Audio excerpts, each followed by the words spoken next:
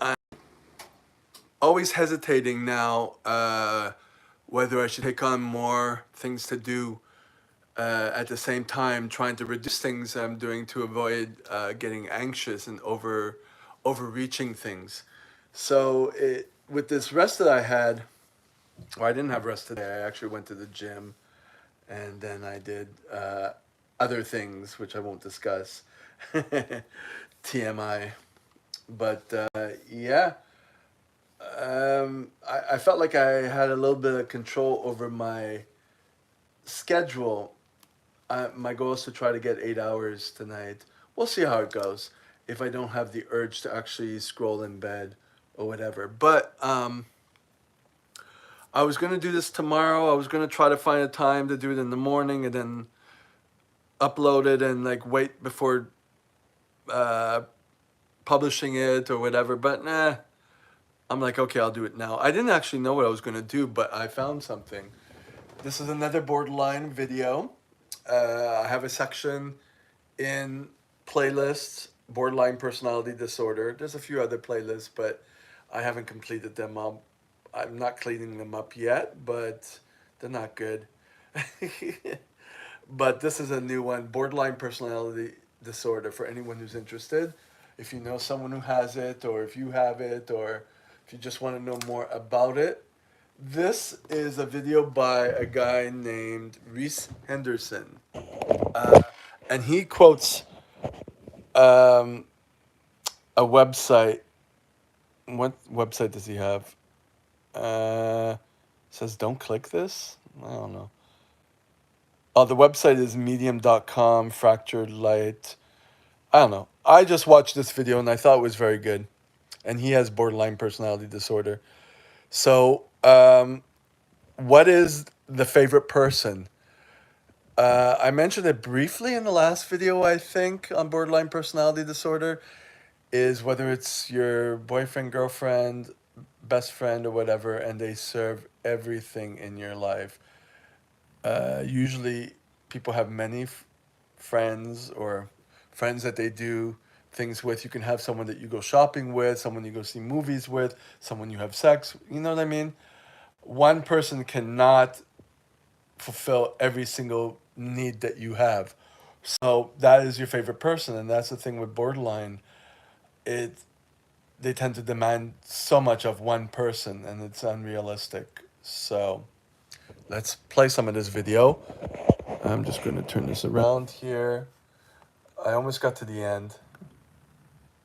Today's video, I'm going to be talking about BPD and favourite person. Now, if you like these videos, feel free to hit the subscribe button. We're almost at 6k, which is absolutely fantastic. Feel free to drop me a comment down below asking me about the next video, what you would like to see. Feel free to smash that like button. BPD and favourite person. What is a favourite person with BPD? I mean, obviously everybody has a favourite person in their life, but what is it in correlation with BPD? So I've got it here. I'm on a website called medium.com. It's not the usual very well mind, but here we go. The infamous favourite person. The person that someone with borderline personality disorder filters their worldview around.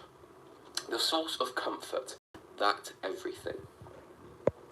Take one glance across BPD forums and you will find countless posts devoted to the favourite person, also known as FP. Your favourite person could be anyone. A relative, a parent, best friend, lover. It could even be someone that you've just met. The difference between having a best friend and a favourite person, especially for someone with borderline personality disorder, is the intensity and obsessive thoughts that surround that favourite person. And I'll take a quick break. I've got a tattoo on my chest. Don't know if you can see that, but it says, "In the kingdom of passion, the ruler is obsession." Take note. Now, a relationship with a favourite person can be healthy. But first, let's go through the most toxic relationships with a favourite person. Unfortunately, us living with BPD have a tendency to push away the person that we see as our favourite person, especially because we feel such an intense fear of abandonment. Yep. You know the term approach avoidance. That's kind of it too. We want someone close and then we push them away before they push us away. So let me skip through this. If you want to watch the whole video, this is Reese Henderson, BPD and favorite person. Open paragraph. Sorry, open brackets explained by someone with BPD close brackets.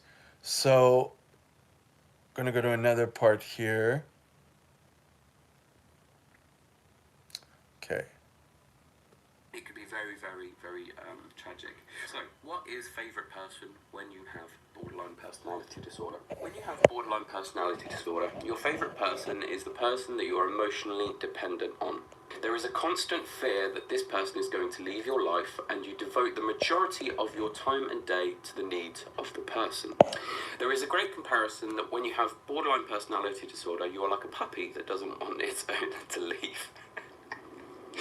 The favourite person is the owner that you are begging to stay. When they leave, even though you logically know they are going to come back, you destroy everything and throw a tantrum. Then, when the favourite person returns, you act like nothing happened. In an extreme and often toxic case of being a favourite person, this is a pretty classic example.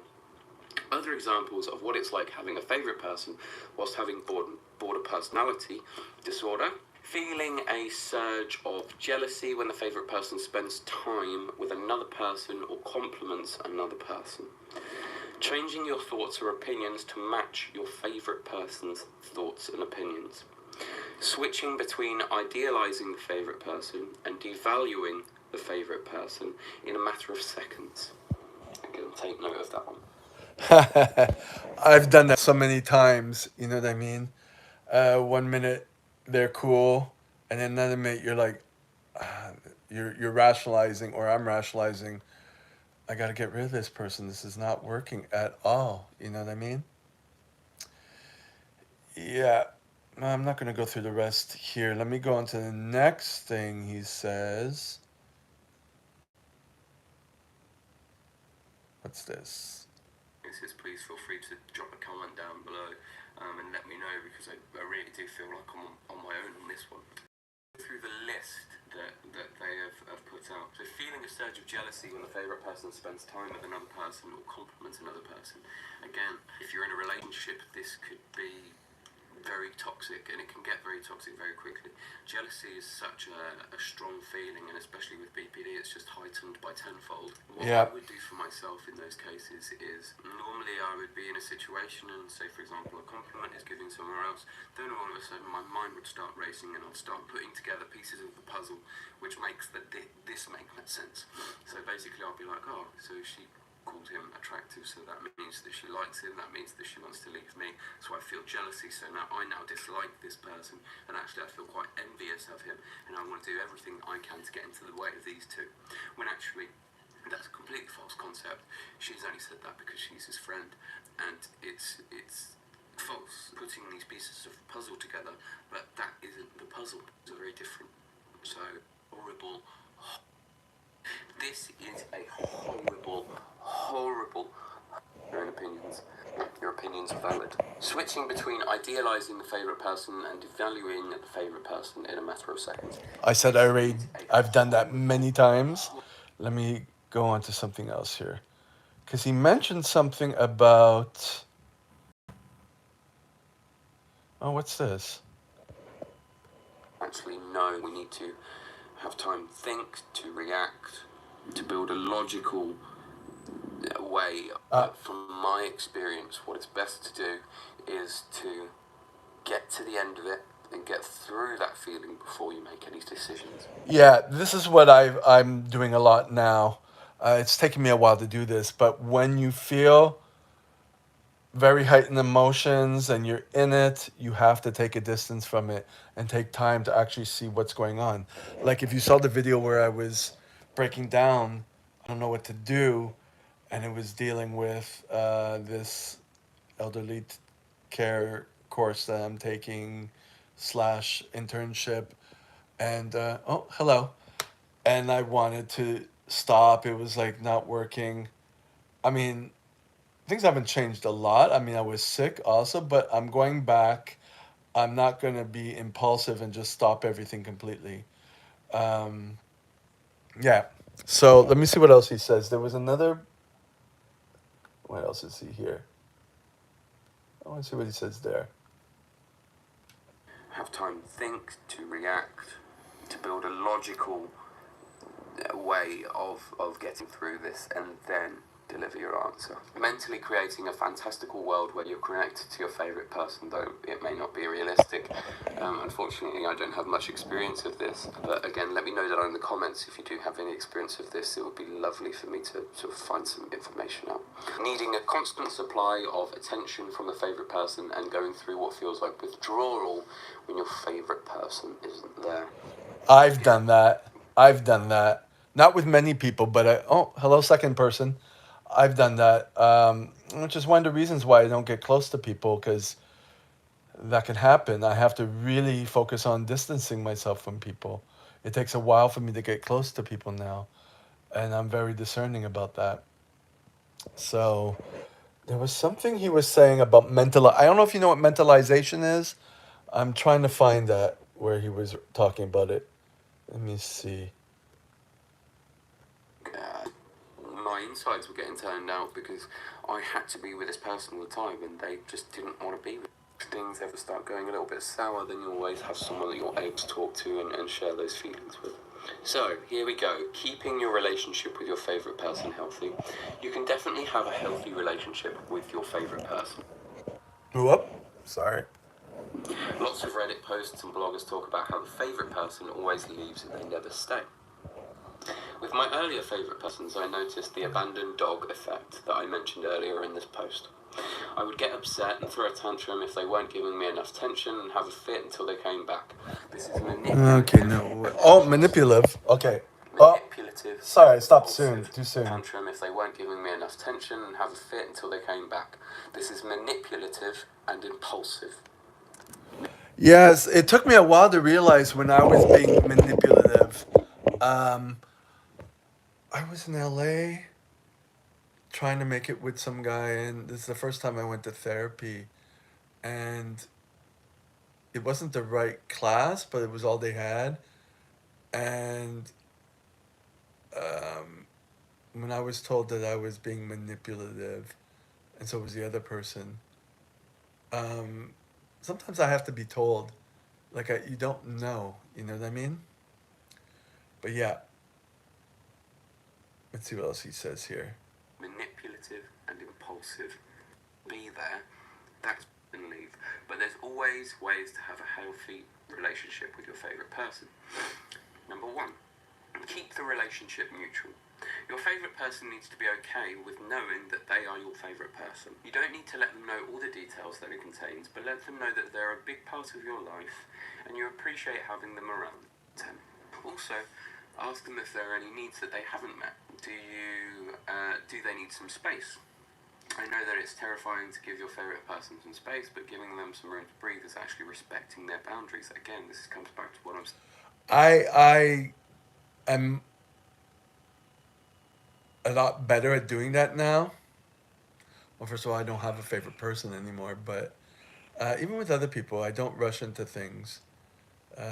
Take, for example, what I did today. Anyways. Saying you cannot manipulate them. If they want to go, you let them be, and just take some time to breathe yourself. Let them breathe. Mutual respect. This is what BPD is. You're just good at reading emotions, so you need to find someone that corresponds with that, and isn't brutal to you when you have these emotional times, and doesn't disregard them and make you feel stupid because of them, and helps. So yeah, make sure that you're trying to find the right people, and if you don't have the right people right now, that is completely. You'll always find more people. There's always more people to be met. Never make assumptions. Yeah, never make assumptions. Assumptions make an ass out of you and me. Yeah, basically, you cannot read someone's mind. It might seem like something is obvious, like they did this to do this to you, but you don't really know their intention. You have to clarify it. You have to ask them. You know what I mean? Assumptions are the devil when it comes to having a relationship with a favourite person. The borderline brain likes to think in black and white, saying that this person hates me, or they're leaving me forever. Black and white thinking, for sure. Or they're the worst.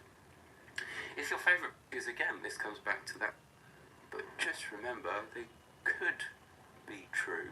It doesn't mean they are true, they could be true. React to that. Assuming the worst will bring out the sides of you that will lash out and throw tantrums. To test your favourite person, you want to make sure that they don't leave. Don't give in to that emotional. Yes, I used to test people. I remember one time, a long time ago, I was with someone in a car and there was Clinton on the radio. And she mentioned that that's the first time I heard that abused children, abused people, when they're in relationships, they tend to test the relationship to see if the person's going to stay with them. Yeah, that was before BPD was a thing in the common vernacular, you know? Temptation. Do not emotionally blackmail. Do not emotionally manipulate. Don't Yeah. do any of that. It's not needed. It's not necessary.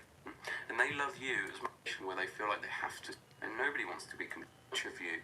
And you don't even necessarily feel like your impulsivity that BPD is take things calm. Give time. Time is so valuable and so useful. You know, you could have an argument with someone and you could be absolutely popping off, and if you just take 2 hours to just breathe and maybe go for a run or. Yeah, you have to distance yourself and collect your thoughts and get your emotions straight. That's so tough. Um, I do admit I've gotten better at it. I really have. Even though sometimes I don't feel I have. Oh, hello. Just doing a little review here. Or read or do something. Up here, I will leave a link to this page, but I just want to finish with this. There is a bad side to the favourite person. If you don't realise that you have a favourite person, that you're manipulating or being controlling in any way. So I guess the moral of this video is to be Oh, I keep. Is my thumb always there? very, very, very aware that we are very strong in terms of our emotions, and our emotions do a lot of the time control us. But we must remember that emotions don't control us, we control them. So when it comes to this favourite person situations and things start going a little bit wrong, take your time, breathe, just be slow, be steady, be calm. There's a reason for them. Video helped in some sort of sense. Favourite person is an Oh, I'm sorry. I thought there was something where he was talking about mentalization. It was another topic. He was talking about something else. What was he? He was talking here mentally creating a fantastical world. Unfortunately, I don't have much experience of this, but again, let me know that Let me I'm see this. to your favourite person, though it may not be realistic. Unfortunately, I don't have of getting through this and then deliver your answer. Mentally creating a fantastical world where you're connected to your favourite person, though it may not be realistic. Unfortunately, I don't have much experience. Yeah, that was the wrong thing. I misunderstood. I thought he was talking about that he had no experience in mentalization. From what I understand, mentalization, when I was working with my psychologist, was basically just going over possible explanations for whatever happened. You know what I mean? In your head. Not just going with the, oh, he said this because he hates me or whatever. It could be, he said this because he got kicked out of his house. He this.